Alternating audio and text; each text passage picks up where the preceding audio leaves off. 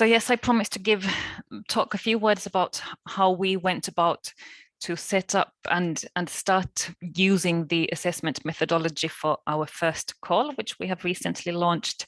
And I would start with basically going through some lessons learned and points that we took into account, and then I have a few slides with the actual methodology. So what we did when we approached this new period was that we wanted to learn from experience and do things again a touch better than in the past. So we looked at experience now mainly from 2014-20, of course also the previous period. And then we also took a careful look at the European Court of Auditors report. We were one of the programs that were part of this audit, so for us it was of special interest to read this report and also to take the recommendations into account. I can say because we were part of the audit, I followed the work of the auditors very carefully, and I must say they gained our respect. So we took the recommendations quite seriously. So what we did was that we looked at the HIT assessment criteria as the basis, but then we also evaluated against experience that we and our colleagues had. So we took the assessment criteria, but we did reword here and there where we felt that it was needed or wanted. We also discussed very much kind of where to locate cross-border cooperation criteria. We had a discussion that it's actually, in a way, such an integral part of our project that it could even be just included in the results and approach, because if the projects are not reached through cross-border cooperation, then it's not an Interreg project. But the European Court of Auditors were quite strong on saying that cross-border cooperation should be a separate criteria, and it should be this like killing factor. So we in the end put it as a separate point, although we do consider it a horizontal theme that runs across the whole assessment. From the past, we wanted to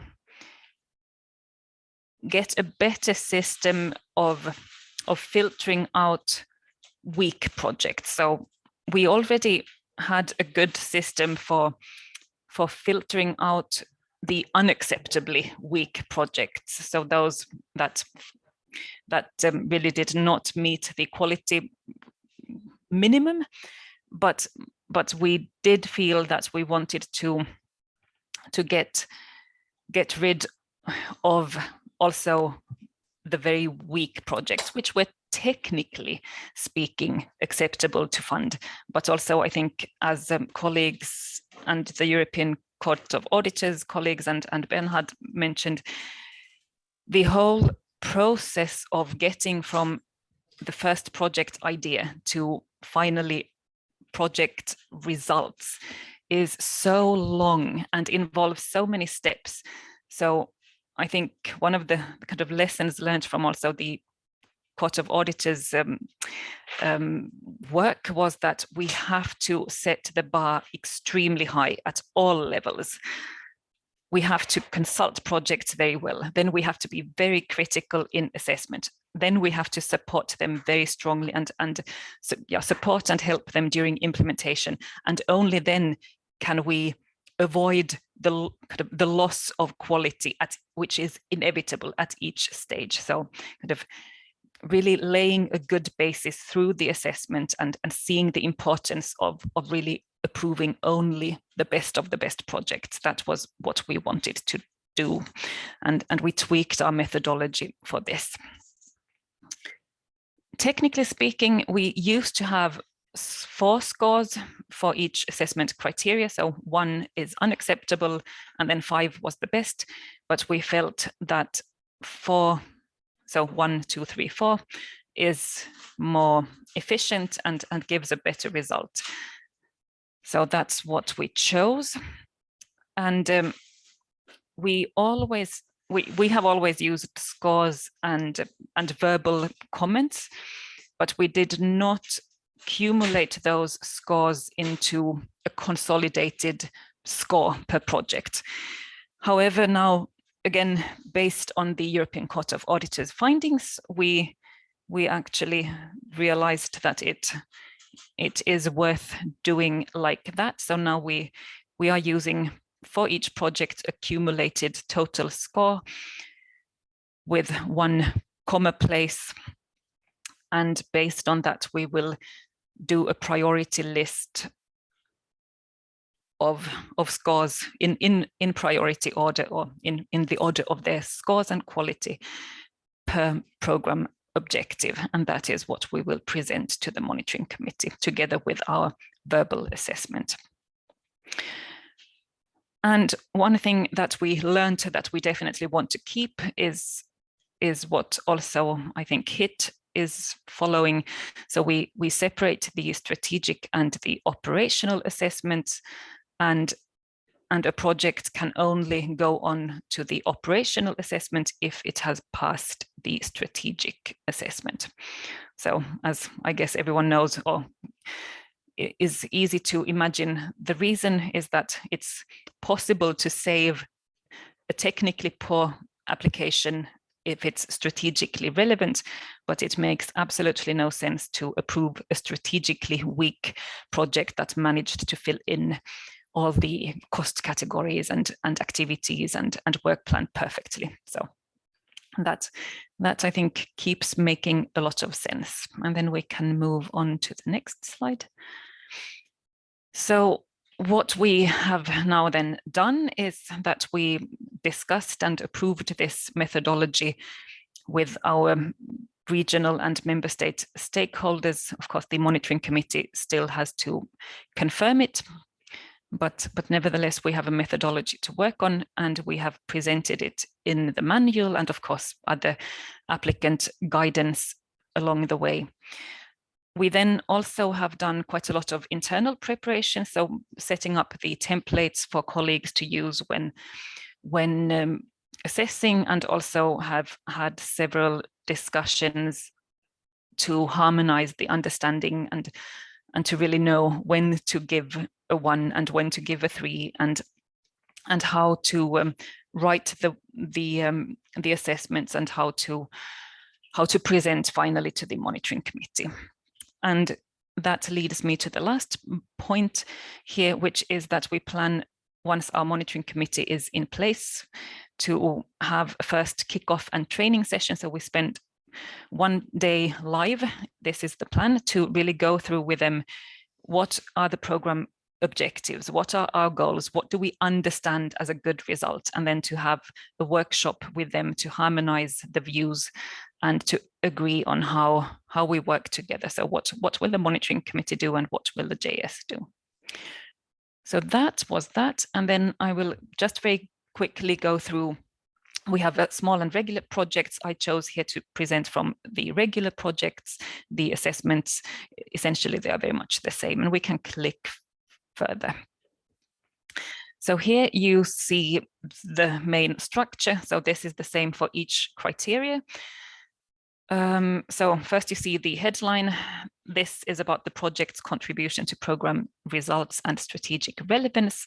And here you see that in the first step, the weight of this criteria will be 45%. And then in the second step, when we also have to consider the operational criteria, then it will be 30%. So this same logic you will see across the slides. I will not always comment on that. And then you see the sub-questions that we use, and in brackets, a reference to the section in the application form, so that the assessors and also the projects know what we base the assessment on. I think we can click to the next one, which is then about the cross-border added value. And here we look at whether we have this not overlap as the Court of Auditors were focusing on, but really that we have the right scale, the right approach to work in a cross-border cooperation, so that the projects really are in the right program. And so these kinds of things we look at here. Then we can go further. Here we look at partnership relevance and capacity. The capacity of the project partners to implement, and the partnership size, and also whether they have the jurisdiction to really work for the project results. Moving on, project approach, whether the project is a logical entity, whether the budget is proportionate, and also we, where relevant, look at whether the project approach is innovative or same old. Then those were the strategic criterions, and then just briefly leafing through the operational ones, which then only come in, because I didn't mention we have a two-step approach.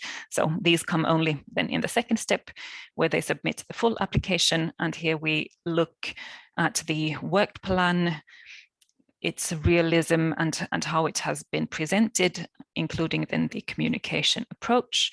The next criteria here is management. Here we put a little bit less weight because it's quite difficult to assess based on the application form, but still something that we need to consider. And also, I think what we are trying to focus on and highlight is the provisions for risk and quality management, which is something where projects are severely lacking, but would benefit from. And then I think we only have one left, probably, yes, let's see, budget, anyway. Straightforward, especially as we will be using a lot of simplified cost options. Do we have another?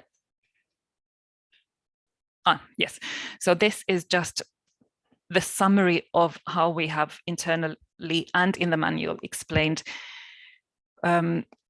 what each score means. Actually, for number 2, I think we took away acceptable and we just put weak, because so in our current methodology, if you get 1, you are so poor that you are unsatisfactory, and if you get at least even 1 in the scoring, you're out automatically. Then and then we have now a threshold of a total score of 2.5 at least must be reached, which with the different weights plays out a little bit kind of differently. So, but typically in the current system, if you get at least more than 1, 2, and if you get a 2 in the most relevant ones, so the results and the approach, then you're quite out. So our methodology does really focus and allow us to focus on projects that get the scores very good or good, and the weak ones are pretty much out. The assessment of our 82 applications received in the first call has been started, and first feedback is that this system seems to be working very well, and it allows us to really make differences between projects and really to filter out the weak projects that we could fund, but we don't actually want to fund. That was all from me.